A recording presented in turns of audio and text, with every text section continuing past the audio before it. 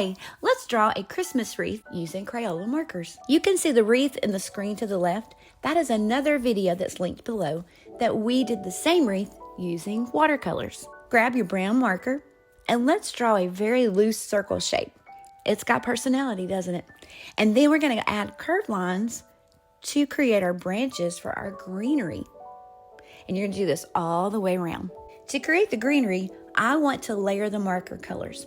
First, I'm going to add gray, and I'm going to make small little curved lines, very light, fluffy, not stiff and straight.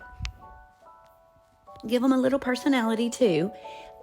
And I'm going to do that to every one of those curved lines off of that brown wreath. And then I'm going to do the same thing, layering in a couple of shades of green.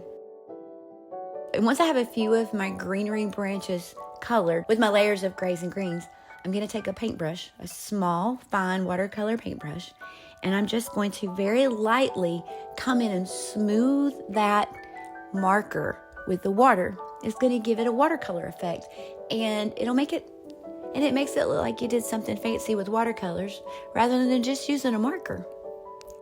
Do 1 or 2 green branches at a time all the way around, layering your gray, light green, dark greens, and have fun with this. So easy, right? It's hard to believe that it's just a marker. Try this project and compare it with the watercolor. And we hope you enjoyed this Christmas wreath lesson and that you will hit subscribe so you'll know when we add more videos to our Christmas playlist. But most importantly, we pray that you forget not the Lord in this season and every day.